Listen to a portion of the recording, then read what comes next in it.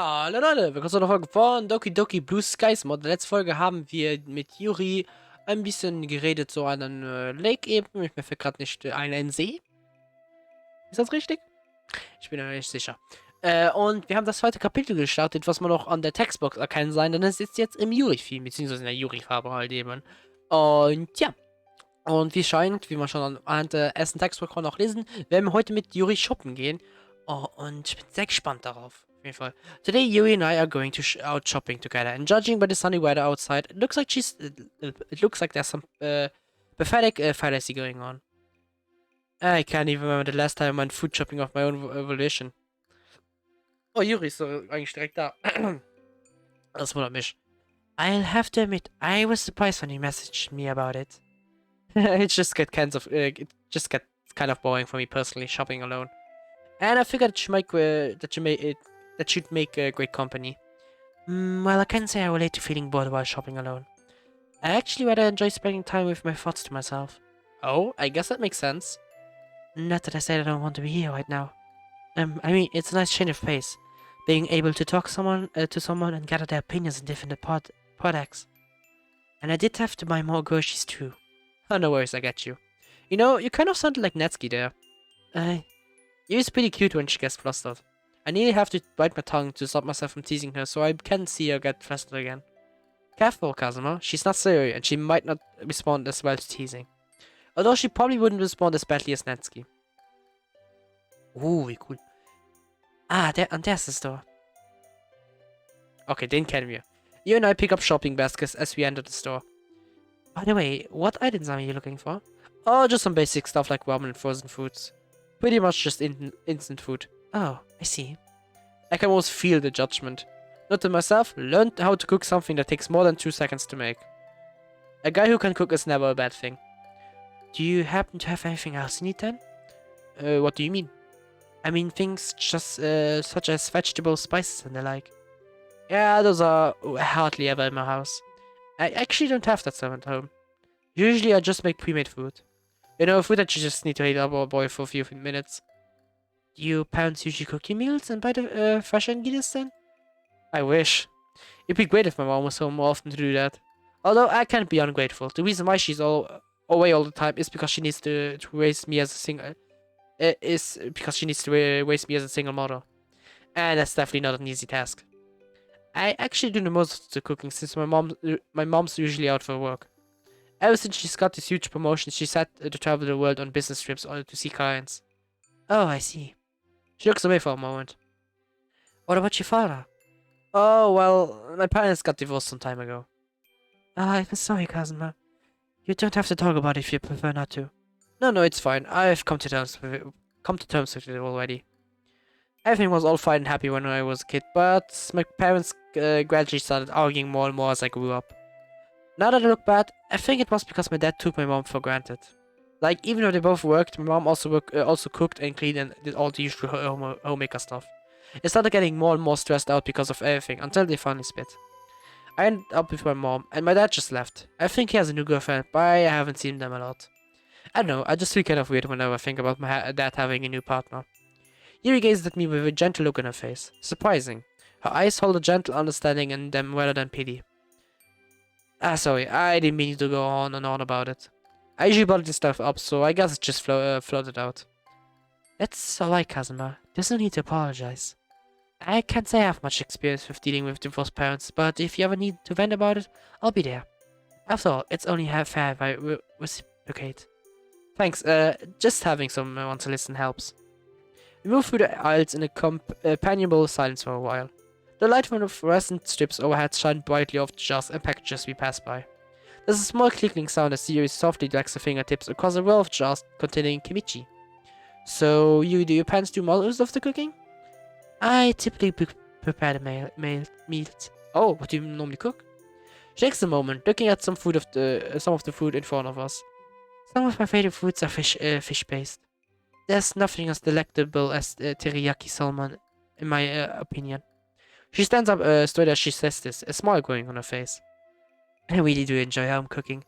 Most people look forward to eating out at restaurants, but I always prefer eating comfort foods at home. Sometimes a simple rice dish is all it takes to warm you up inside. You should actually try making one sometime. They're very convenient and extremely quick recipes. Oh? Can you give me some recipes then? Oh, they hardly need recipes. One that I usually reserve for breakfast is egg rice. I assume that you have a rice cooker at home, yes? Who doesn't have one? Europäer. Okay, nicht alle, aber ihr versteht, was ich glaube, ich wollte damit sagen. Oder? Ha? Ja, ich glaube, ich habe hier keinen. Well, that simplifies things a lot. All you have to do is make a bowl of nice, fluffy white rice and dig a small dip in the middle of the rice. After that, you crack a raw egg in the middle, season with soy sauce and rice seasoning, mix it together with your chopsticks, and you're done. Huh, that does sound really simple. Although I think I ran out of rice seasoning a long time ago. Well, you can pick up some now. It really is a delicious dish, despite or perhaps because of its simplicity. The frothy lightness of the egg, paired with the salable sweetness of the rice and rich savoriness of the seasonings. I actually like to sprinkle on some chopped green onions at the end too, for that extra bit of crisp freshness. Man, my mouth is swallowing at this point. That's what comfort food does to you. Entschuldigt. One of my guilty pleasures is even simpler though. Sometimes when I don't have the time or energy to cook, I take cold leftover rice and pour some hot tea over it. Wow, you're more of a tea lover than I thought. It may sound strange, but it's a delight when I pair it with slices of pickled daikon. No, I get you though. When I was a kid, my mom used to give me leftover rice drizzled with soy sauce if I begged for a snack whenever she was too busy to cook me something substantial. Now that I think about it, it probably tastes similar to egg rice. Most likely yes, I do enjoy picking more complicated side dishes to accompany rice though. Vegetable stir fries are dishes that I return to quite often. I do enjoy the combination of sweetness and umami. The way an onion's sharp, sweet taste pairs with other vegetables such as mushrooms and bell peppers really satisfies my appetite. Wow, you're quite a chef, eh? She starts blushing and puts her hand together. I mean, I just know some family recipes is all. Once you understand the basics of cooking, it's quite easy to make something appetizing. If your cooking is anything like your poetry, I'd love to learn from you. I'm not aiming to be a master chef, but if I could learn about even just a bit from Yuri, I could probably mix up my dinner some. As you pass through the freezer aisle, I fill up a good portion of the basket with bags of frozen dumplings. So do you really like dumplings then? Well, why I do like dumplings, this brand of gyoza is a bit special. You stare at the freezer for a moment. How so?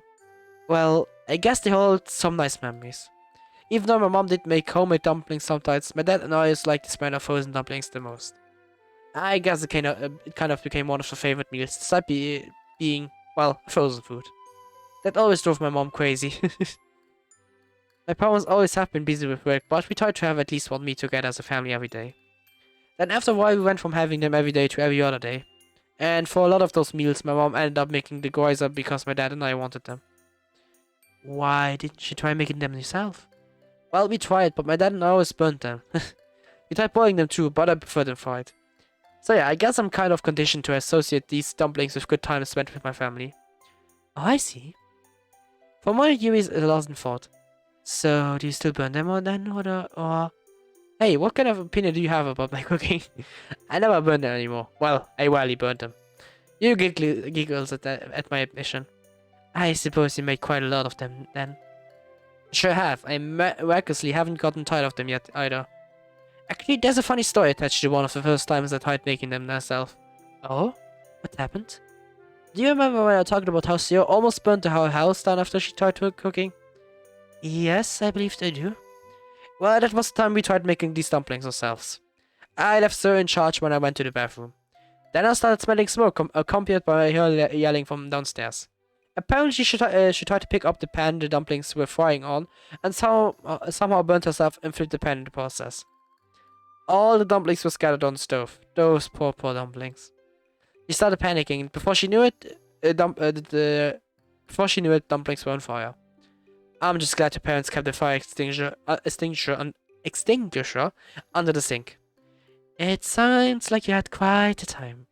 Yeah, and luckily Zoe wasn't burned much by the pan. All's well that ends well, I guess. It seems like those dumplings are to you as oolong tea is to me. How so? Well, she picks up a package of oolong tea. When I was younger, my mother always made me fresh tea when I arrived home. Occasionally it was another kind of tea, but we usually had oolong. At first I was indifferent to tea, but over time I developed a taste for it. Now whenever I drink it, it reminds me of her. That's really nice, Yuri. I guess we're more similar than I imagined. You know what? I have an idea. How about we cook... How about we cook something together at my house this weekend? Are you certain? I mean, I'm not exactly an expert in preparing food now. Well, good thing I'm no expert either. That way we can learn together. I see your point there. Would Sunday morning work? I apologize. I have some obligations that I must attend to on Sunday. She looks up and away after a moment, waving her hands. Not that I don't want to spend time with you. This Sunday is usually the day I spend. She turns away again. I'm guessing she's lost in thought. Either that or she really likes the whole wheat bread. How about Saturday night? Yes, that would work. She lets out a sigh of relief and continues walking with me to the checkout.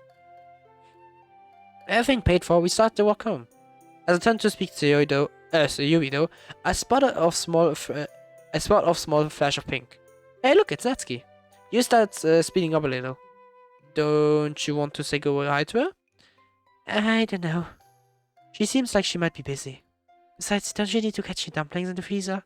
I mean, I guess, but... Well, worst case scenario, we just say hi and keep walking, right? If you want to be better friends with her, you'll need to talk to her sometime. You even started writing poetry using rhythm schemes and things like that just so you could relate to her more, right? Your problems won't go away just by hoping they will. After years of playing games to try and fill the void of loneliness, one thing's for sure. Problems like loneliness that don't always simply disappear. If Sarah didn't come along, I might really have become in need. Well, I understand now. Look at it this way. You remember how you talked about the people in books being kind of like friends? Yes, I recall that. If all those characters never went after what they wanted, would they be any better off? Even if you mess up some, at least we tried. She stands there contemplating everything I said. I do understand that you have a point, but it's difficult for me to do. It may come naturally to you, starting conversations, acquaintances, and strangers, but it's just hard for me to do. She looks away, playing with her hair. Well, you at least started a conversation with me when I first joined the club, right? That was because I had to, though. What about the book you gave it me? You initiated that yourself, right?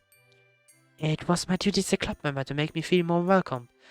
That doesn't mean I didn't rehearse the conversation over and over in my mind before I spoke to you. And admittedly, I did want someone to share my books with. So if you talk to Natsuki more, won't you be able to share an interest with her too? You might even be able to get into her literature more, and who knows, she might have some manga in a genre more suited to your tastes. Yuri visibly inhales and breathes a deep sigh out. If I don't do anything, then the current situation won't improve. She's shaking slightly. How about I stick with you while you talk to her? That way, even if things don't go well, we still can walk away and you won't have to be alone. She takes another deep breath. I can visibly see her trying to compose herself. That would be nice. Can you give a moment first, though? I need to gather up my courage. Of course. Thank you. She turns to face me and gives a slight bow. You've been a great help these past few days. Now it's my turn to be embarrassed. It's alright. Besides, that's what friends are for. Friends. Her eyes both sparkle and dim when I say that. Alright. After a brief pause, Yuri nods to me. Her face looking a bit grey with her nails, but her resolve seems solid at first. We make our way towards Natsuki, who fortunately hasn't gotten far away yet. Hello, Natsuki. The greeting comes out a little loud, making Yuri grimace a little bit. I try to shoot her a comforting smile, although I'm not sure if she actually saw it. Hi, Yuri and Kazuma. Didn't expect to see you here. How are you doing?